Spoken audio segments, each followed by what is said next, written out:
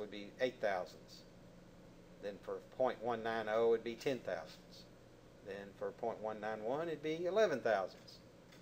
Alright, so with that in mind, the counter bore produced at 0.312 mmc, its position tolerance is, Lewis? Huh? It's right next to the little circle M for the counter bore.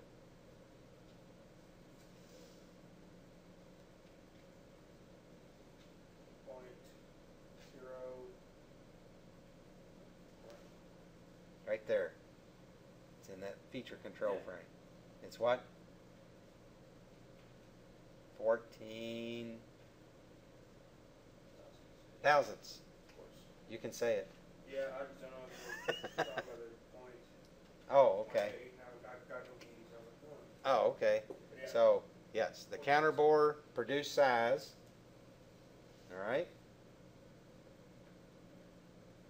Of 0.312. Huh.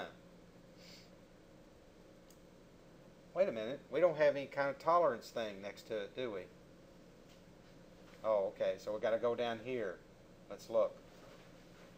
Holes. 3 place. Plus 3 thousandths minus 1 thousandths. Ah. So this little funny little measurement here, funny little specification, made us look down in the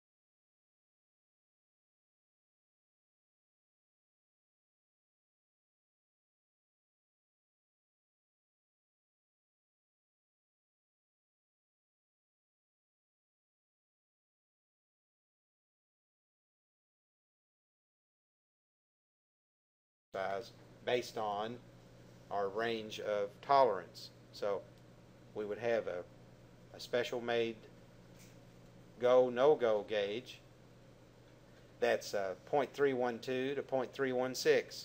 So on one end it's 0.312, the other end is 0.316, and maybe a half thousandths or something. And so if 312 fits, flip it over, stick the other end in, and doesn't fit, okay, so we're good. You've checked it for its full range of sizes without using a measuring tool. Okay? 440.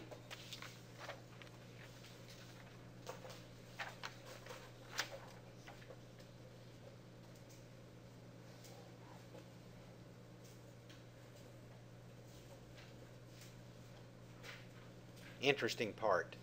Double V block. Okay. And now, just a double V block used out in the machining or in the measuring lab does require a fair amount of accuracy. These holes that are on the side, do you have any idea? Now you got to kind of visualize what this thing looks like. It's kind of an L shape, and the top of it's got a V shape on top. Okay, and then the side of it, the right side of it's also got a V block or a V-shaped groove on the right-hand side. Okay, and we put round stock, round shapes in the top. Okay, we lay round stuff in here and can measure it. Okay, or machine it. We can clamp it in, clamp this down, and then actually hold stuff in the V block so that we can turn it and machine it or whatever we want to do. Okay, just helps hold something round in place on center. All right, with that in mind, what in the world are these 6 holes doing? What are they there for? What do you think? Why in the world drill a bunch of holes in it? You have any ideas? Just random holes, it looks like. Make it lighter. Okay? Is a thing. You know, it's one of the characteristics we're after. Alright? It can also be used, we can run a rod through there and we can use it to hold the V block in place. Okay? It can be used for that. It also makes, anytime you put holes, drill holes or punch holes in a mechanical part, okay, believe it or not, you make it stronger. Okay? That's why you'll see some bridge structural, it's got holes in it. Got holes punched in it. Makes it lighter and also makes it stronger. It increases the surface area, okay, for stresses, to, instead of the stresses being all converging at one point on the beam or on the part, they're now, all the stresses in theory are at various angles to one another, spread around that surface area. You've increased the surface area, therefore spread the stress throughout the whole part more uniformly. Okay? Same reason why we put a radius, in this case, look at here, we got the funky looking little groove radius cut into the part. You would think, you know, you're looking at that and going, well, gosh, why would you want to do that? Well, if you got to fit something square piece up in there, it allows relief for the corner of the part that might fit up in there. And you also like quadruple the strength of that corner because you've added surface area that wasn't there. Instead of coming to a sharp corner, now it's rounded and you have that much more surface area, which is, I mean, I said quadruple, it's actually probably more than that, because instead of a little point, now it's a whole surface. So all the stresses that you'd have where you're pushing this way and pushing that way and you're building up stress in the corner, stresses coming at a right angle to each other, they're now all at different angles around each other, all coming in at supposedly, okay, theoretically at right angles to the radius and to the circumference, okay, radial lines now of stress. So they're angled at different, and they're divided up, the stress is. So it's stronger. It's actually stronger by removing material. It's stronger by removing material. Crazy, isn't it? You just wouldn't ever thought that. You know, just looking at it, you think, well, put a hole in something, it's going to be weaker. Okay? Not where metal's concerned, or solids, you know. Now, if you take a piece of paper and punch a bunch of holes in it, that's a whole different story. It is weaker, you know, easier to tear, perforated.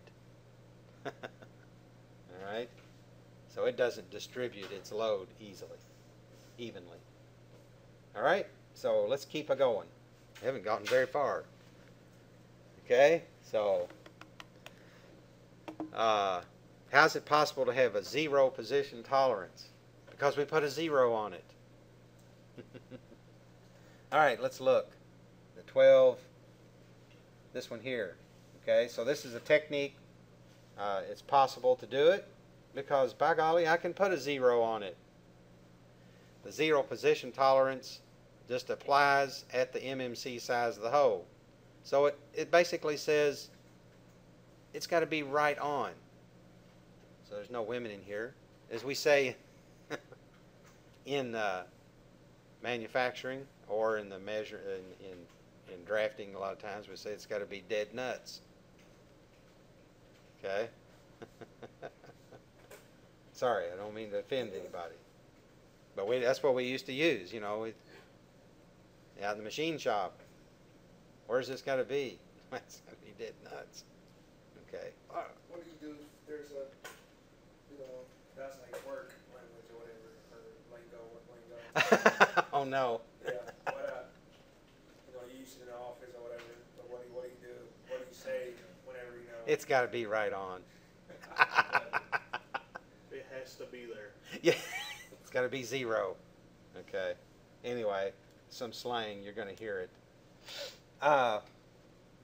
So at MMC, it has to be at true position, zero tolerance. Okay?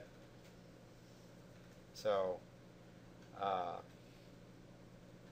very tight control. Obviously, this is working with some other kind of machining manufacturing process, and there's something fitting in there. It's very critical. Now, we look at these holes, and 50 thousandths, okay, 0.05. 50 thousandths of an inch. That's almost a 16th of an inch.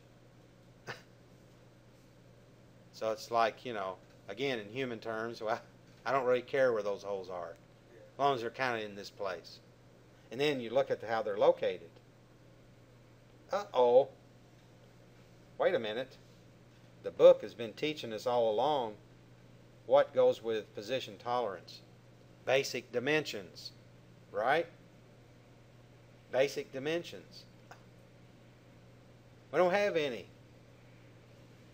We got a bunch of, in fact, kind of weird looking numbers, don't we? So that's another indication, you know. And I'm speaking a lot of here in terms of I'm out here making this part, and because that's what we're designing, that's what we're while we're creating the drawing, so it can be made. So I'm always kind of talking from that viewpoint, not from the designers, because as designers, drafters, that's what we're trying to do. We're making it for them to make for the customer ultimately. Okay, so that's just kind of curious. I wanted to point that out. Now it's also curious because this hole that's fairly precision as far as its position, it's also doesn't have basic. So if it's a 2-place decimal, holy smokes, it's a 2-place decimal. Now, is this inch or metric?